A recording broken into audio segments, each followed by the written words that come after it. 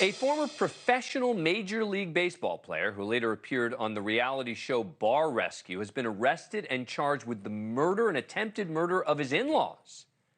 Dan Serafini, who pitched 7 years in the majors, appeared in a 2015 episode of the show where he showed signs of troubling behavior and excessive drinking. I started playing professional baseball when I was 18. I played with about 13 teams in the United States. Desperate for a new career after losing his $14 million fortune through a series of bad investments and a bitter divorce settlement, Dan convinced his parents to take out a $240,000 loan against their house to buy a bar. I go from being super nice to snapping. I'm not even short of things. Freak outs.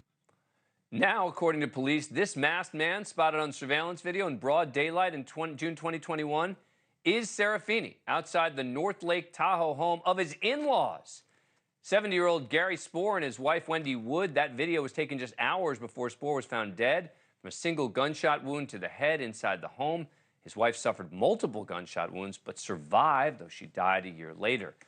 Now, 2+ years after the shootings, their son-in-law, 49-year-old Dan Serafini, along with 33-year-old Samantha Scott, arrested on Friday, both charged with murder and attempted murder.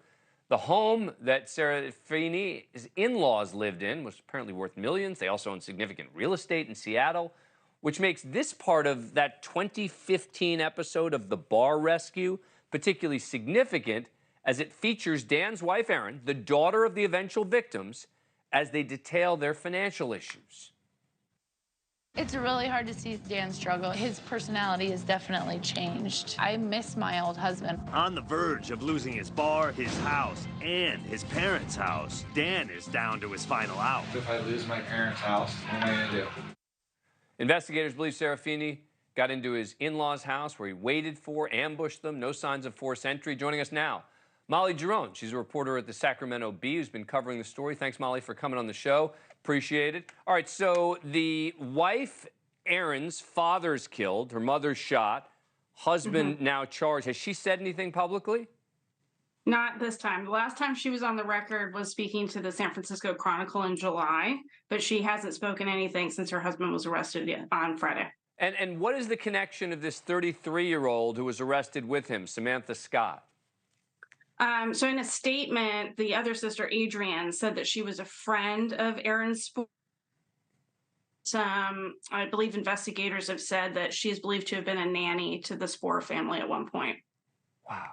But it took police 2 years from the time they saw the surveillance video until the arrest. Do we have any sense of what led them to make the arrest at this point as opposed to back then?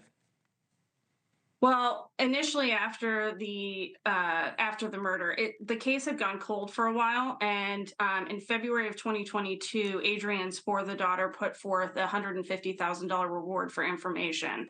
And then we know that the Placer County Sheriff's Office obtained some kind of information in about April of 23, saying that they were looking for suspects in Reno.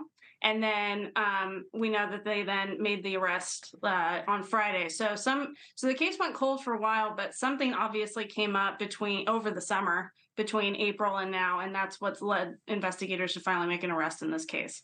Wow.